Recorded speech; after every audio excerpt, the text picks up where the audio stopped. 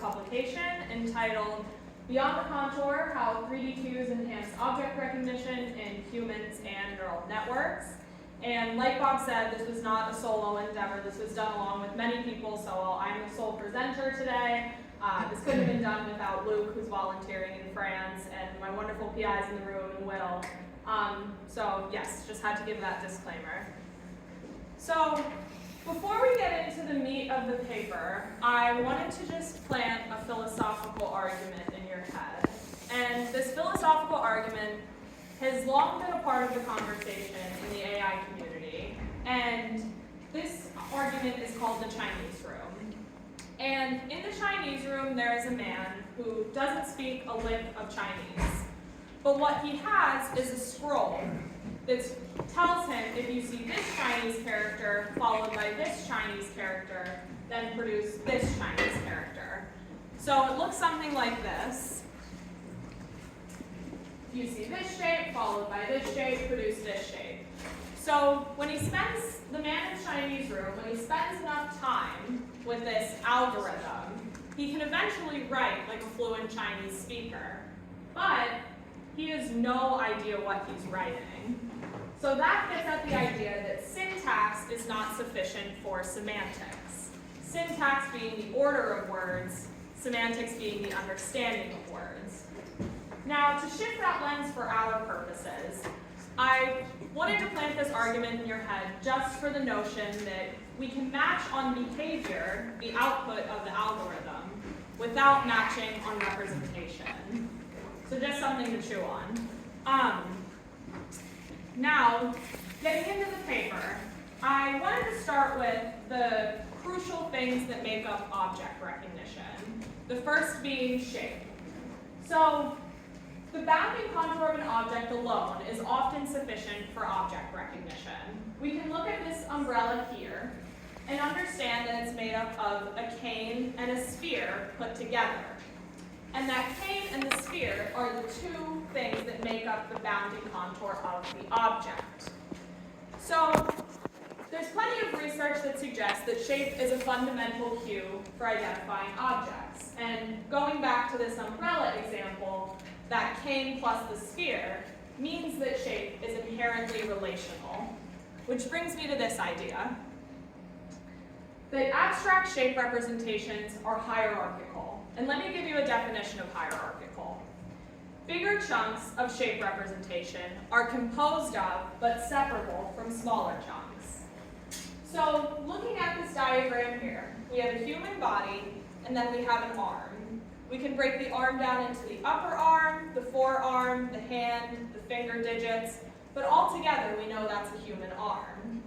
But we can also just look at part of it and realize, oh, it's a hand, oh, it's a forearm. But when these shapes come together, we know that that is the entire arm. And thus, shape is an inherently relational object recognition cue. Additionally, and I'll come back to this idea, but following this same schematic, the parts of a shape are embedded within its configurational context. And as a result, the whole is often perceived differently than the sum of its parts. The hand is different from the entire arm. The next object recognition cue is color. And color cues are primarily used in objects that have a strong association with a particular color, i.e. yellow, banana, apple, red, and that's where color comes into play. Next is context.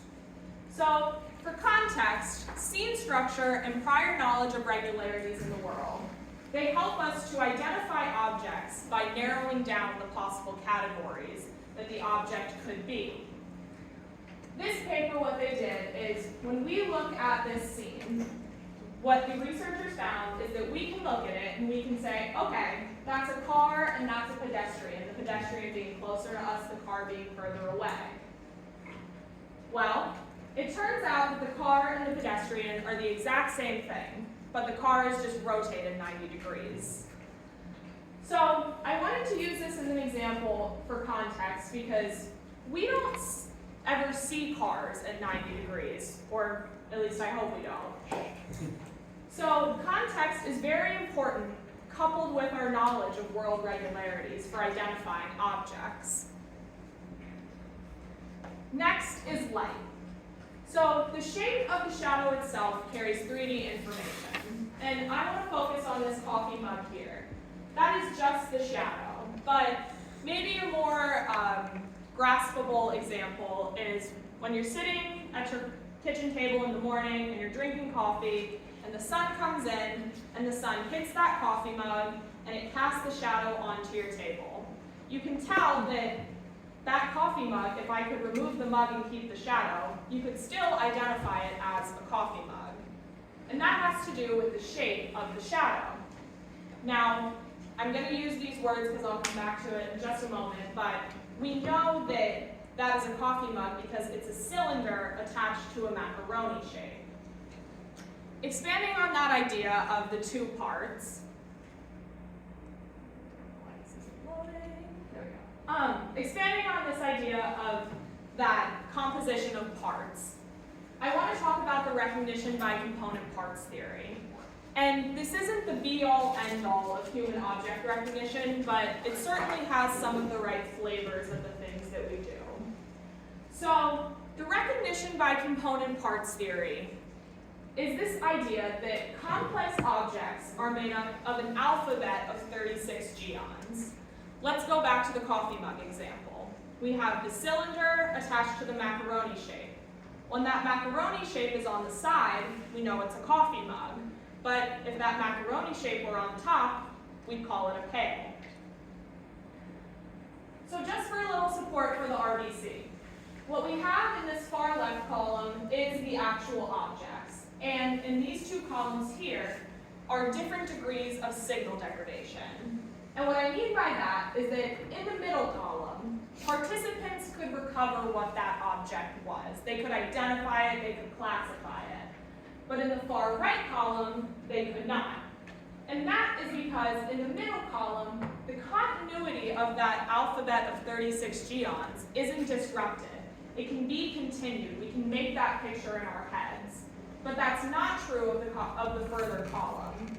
Those could not be recovered. So that's object recognition in humans. And now talking about object recognition in artificial neural networks, or ANNs. ANNs operate by template theory. And template theory is this idea that we match the novel item that we're seeing with something that we've seen before. If we were using a human analogy, the template that's stored in our long-term memory. And what I have here is an example of a deficiency in template theory in ANNs. This is a conversation that I have with ChatGPT. I asked it to draw me a completely full, overflowing wine glass. And it says, here's your illustration of a completely full, overflowing wine glass. Not exactly. So why couldn't ChatGPT draw me an overflowing wine glass? Well, in all its training data, it's only ever seen the classic pour of wine.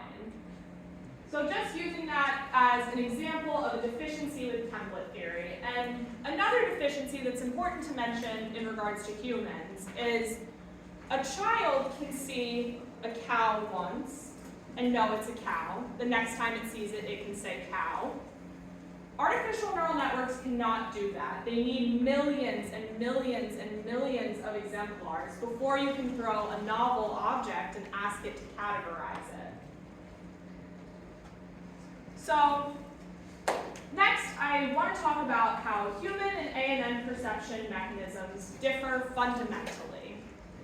And the overarching idea of how human and ANN mechanisms differ fundamentally is that ANNs have a texture bias in terms of object recognition. When the neural networks were asked to classify these shapes, they would point at this camel and say zebra, this teapot and say golf ball, so on and so forth. So, why are ANNs prioritizing data derived from the object's texture to identify the object, while humans generally prioritize the outline of a general shape to identify the object? Well, as we can see here, we have surface properties, so the texture, mapped onto contour properties, the shape. And what these silhouettes, and what I mean by silhouettes are, imagine if these images were black. What they don't preserve is the 3D information about the object. So this is perhaps why neural networks are historically texture biased. And I'm going to talk a little bit about what makes something 3D. And a big part of that is shadows. And for our purposes, we're particularly looking at attached shadows. So attached shadows occur on an object when one part of the surface blocks light from reaching the other parts. We can see the attached shadow on the orange here, or excuse me, on the apple here and on the orange here. This is a cast shadow. And one thing that's important about attached shadows is, firstly, we've seen from previous literature that they can help us better recognize objects. They can help us recognize them more quickly and more accurately.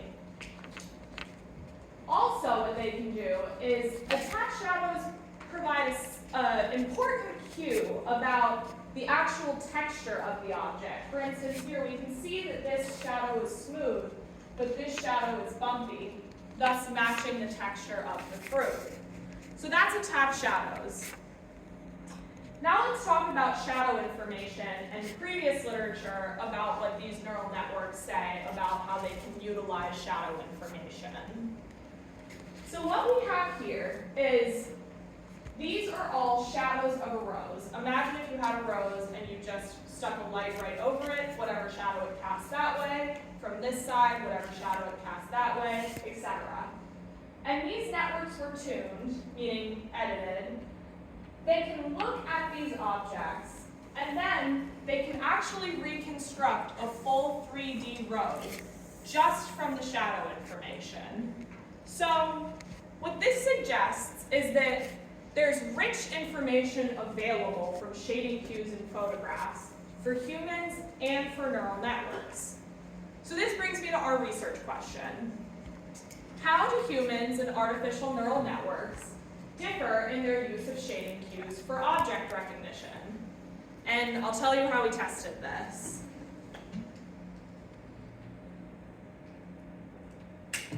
So we began by making the 3D retexture data set, or retextured 3D data set, forgive me. And we automated this whole process in Blender, otherwise it would have been very tedious, and I feel the need to note that because that is something that I did.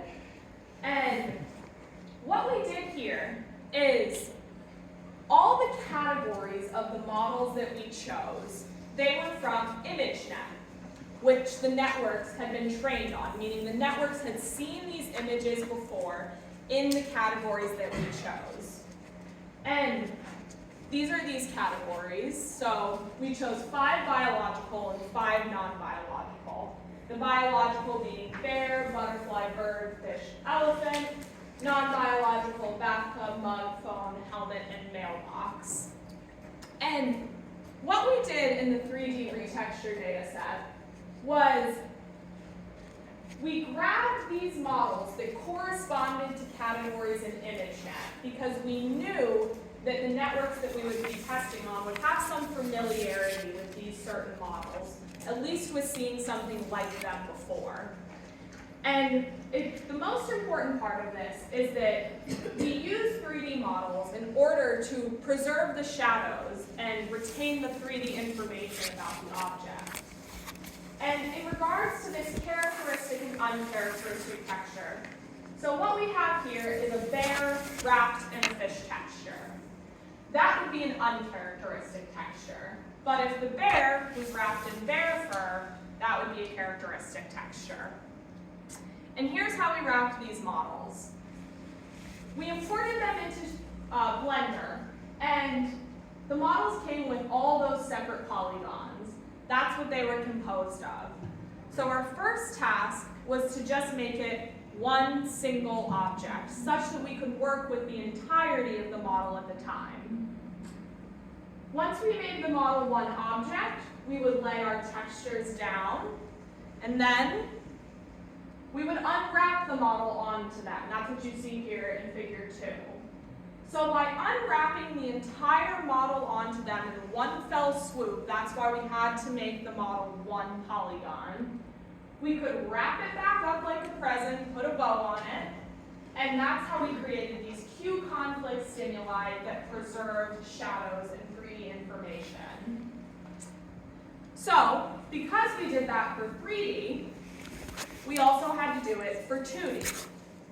And how we did that for 2D is followed all the same steps that I just showed you. But instead of that peacock or whatever bird or whatever mailbox, we wrapped it in a black texture. And then we took images every 12 or every 30 degrees around the z-axis, such that we could capture the model from all viewpoints. And since we had that black texture wrapped onto it, we had created a silhouette. With that silhouette, we could then map our 2D texture, or we could then map the textures onto it, and it was a 2D rendition. Here is 2D and 3D right next to each other. This is the same model, meaning that this was originally wrapped in the black silhouette, and then the texture was put onto it. This is the same model, the same viewpoint, the same texture. One in the 2D condition and one in the 3D condition. And you can see how much more volumetric information is preserved in the 3D condition. So now let's talk about, now that we've made the stimuli, what did we do with the stimuli? So first, we did the human experiment. And we used a 10 alternative forced choice paradigm, meaning that we didn't ask our participants to pull from every object that they know, every object category they can fathom. We limited it to just our 10 categories. And what we did was we cued the participant to either respond with texture or with shape. In this image here, respond based on shape, you would say mug. If it was respond based on texture, you would say bird. So that's the human experiment. Now for the network experiment. So I want to take a minute and just explain the two kinds of network architectures that we used. We used ResNet 50, which is a convolutional neural network, and VIT, which is a transformer neural network. And we used both these models to assess their biases towards global shape and local texture features. But for just a quick rundown of how these models work. What a CNN does is it looks at an image and it goes straight from input to output. And the way that it does that is it focuses on regions of the image at a time, row by row, column by column. But what's interesting about the transformer is that it has something called an attention mechanism. And that attention mechanism allows it to focus on specific parts of the image at a time. Just something to think about as this data comes up. So, what we did is we examined only the logits, which is the probability values given by the final layer of the deep learning model. And this deep learning model assigns probabilities for all categories, every category in ImageNet. So the way that we constrain the artificial neural network data analysis as we did the humans is we only examine that final output layer given to our 10 categories. We compared these probabilities, and the category with the highest probability of our 10 was deemed the model's categorization. Now, I wanted to just show you this table here to make a small note that, firstly, a correct classification is if the highest probability was assigned to the correct shape or the correct texture. But secondly, because there are all these subcategories within our category. And I wanted to note that, let's say the model gave 10% to Indian elephant and 1% to African elephant. We just called that 10% for elephant.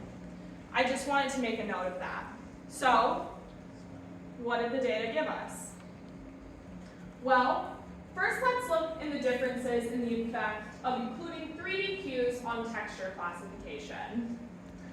Right away, we can see that everybody got worse with 3D information. And I think that this is the time to mention an important limitation of this study. Let's start by looking back at this slide here. So I would argue that that is very clearly a butterfly texture. That, maybe to our eye, not so much.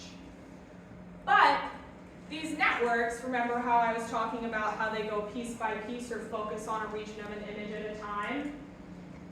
Based on the local cues of that 3D image, we expected that they should be able to recover the texture, even if it's not as clear as it is in the 2D condition.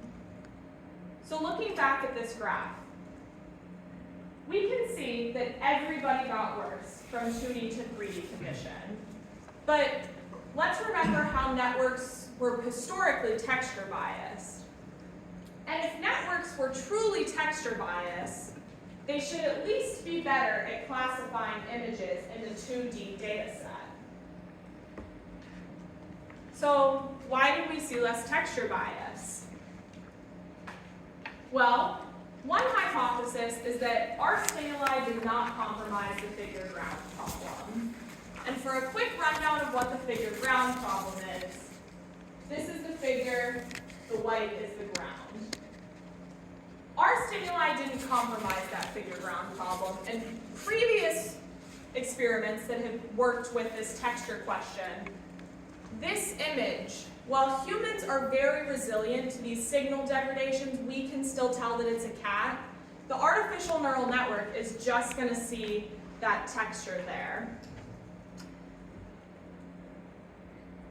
So now let's look in the differences in the effect of including 3D cues on shape classification. So I should have said this in the last slide, but on our y-axis we have proportion correct. On our x-axis we have a recognition system. So we can see that everybody gets better with the inclusion of 3D information. And networks are showing greater sensitivity to shape when 3D cues are retained, a la the purple bars. Additionally, networks and humans both benefited from the inclusion of 3D cues for shape classification. Again, you can turn your attention to the purple bars. But this is surprising. We expected networks to be better at classifying based on texture, at least with the 2D data set. But that's not what we're seeing. So what can we attribute networks increasing shape bias to? Well, first let's talk about the training data. What I have here, I pulled a picture from General ImageNet of just a couple of the exemplars. And what we can see here is that that is the 3D dog, that is the 3D elephant, that is the 3D plane, so on and so forth. And more training data seems to play a significant role in increasing network shape bias. Looking at this graph here, this VIT JFT model, it has 2.5 more orders of magnitude than that VIT ImageNet 1K, and we can see that it's performing better, thus suggesting that more training data is playing a role in this. Additionally, let's talk about this retention of 3D cues. So similar to my bathtub example, I have the same model, the same texture, the same viewpoint. But what we can see here is that one is much more recognizably a bathtub. We can see the hollowness of the bathtub, the space where we could imagine water going, but that is wholly absent in the 2D condition. So this brings us to our next question. What's the contribution of 3D cues in human and ANN object classification? And just to review what we've figured out so far is that both humans and ANNs are more likely to classify the object by its shape than by its texture. And 3D cues seem to influence human and artificial neural network shape recognition similarly. Everyone is gaining when there's the inclusion of 3D information, every recognition system. And it also seems that both are becoming more shape biased and classify shapes more accurately when 3D shape cues are included in the image. So if shadows matter for every system, humans and networks alike, and it seems that these humans and networks like the same kind of shadow information, we wanted to know if they were using that shadow or 3D information the same. And here's how we did that. So we began by sorting our stimuli into canonical and non-canonical stimuli. And I have to thank Will. Thank you very much for helping me do this. It's a very tedious task. Anyways, so we sorted our stimuli into canonical and non-canonical stimuli. And to give you a definition of canonical, if we were playing a game of Pictionary, and I asked you to draw a duck, you would draw it more than likely from the side or from front on, but you wouldn't draw it from this perspective with its tail feathers in the back. So this suggests inherently that canonical is going to be easier to recognize than non-canonical. So how do we recognize things from a non-canonical perspective? Well, this goes back to this idea of that recognition by component parts theory. What that suggests is that we form a structural description, and then we rotate that structural description in our mind in order to be able to understand things from non-canonical angles. So, if humans are primarily concerned with 3D structure, where will shadows benefit humans the most? And are A&Ms going to be benefited in the same way as humans from this shadow inclusion?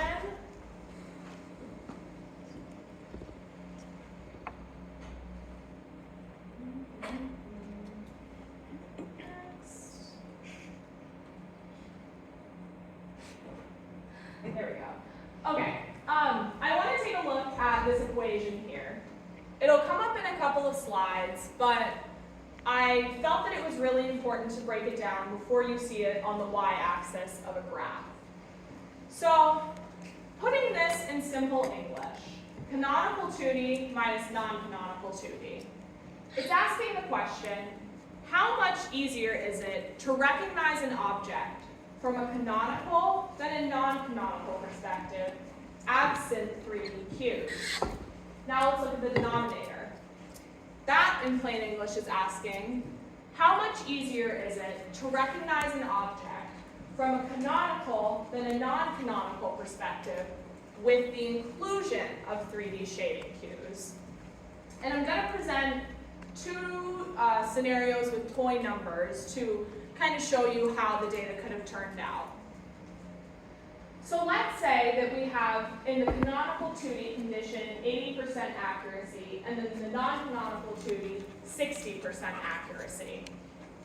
We want to know how big is the gap between canonical and non-canonical, knowing that canonical is going to be easier. So we can see here that from canonical 2D to canonical 3D, we only have a 5% gain in performance.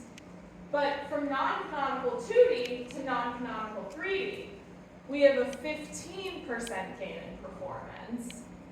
So what that suggests is that while non-canonical is harder, evident by the fact that it's always underperforming canonical in both conditions, but while non-canonical is harder, we can see that the inclusion of 3D information makes it less hard. And what happened here is that because our denominator got smaller, we had a larger difference. So that's toy scenario 1. And here's a visual of that. What we have here is, again, same model, same viewpoint, just a different texture. We can see how much easier that fish is to distinguish as a fish in the 3D condition. So let's do our second round of toy numbers. We have 80% in the canonical 2D, 60% in the non-canonical 2D, same as last time. But now for our canonical 3D, same 5% gain. But for our non-canonical 3D, only a 5% gain, resulting in this equaling a whopping 1. So now let's take a look at this graph. So remember this toy equation? Well, that suggests a 2-to-1 ratio. But what we actually saw in humans is a 4-to-1 ratio. And this suggests that shadows are of greater utility for humans from a non-canonical than a canonical perspective. And the effect of including 3D information was similar for was similar in neural networks. So while humans had large performance gains with the inclusion of 3D information for non-canonical images, that didn't affect networks as much. So what we can conclude from this is that 3D information helps humans form structural descriptions and mentally rotate these objects. And humans and ANNs are benefiting from the inclusion of 3D cues, but for different reasons. Humans form this structural description in their mind, and then it seems that we're able to rotate it. And those shadows are of greater utility to our understanding when we rotate that object. But for networks, it seems that 3D information is helpful because it's just more similar to what they've seen in their training data. Those are all three-dimensional elephants. We can see the darker parts where shadows are being cast. In regards to future directions, we'd like to do this with a larger database. We did it with 120,000 images per data set, 120 for the 3D, 120 for the 2D. We'd like to do it with more models, more textures, more data. The other thing that we'd like to play with is we only sample textures from very, very flat regions, meaning that there was no shadow on the texture. It was just the texture itself. So we'd like to sample from textures with internal shadows. I just want to say thank you, Dr. Baker, thank you, Dr. George, thank you, Goebel, thank you, Dr. Bob, thank you all my friends for being here. If you guys are interested in human object recognition, or if this interested you, I cannot say how much fun it is to work for Dr. Baker. I met him presenting in the Neuro 300 class.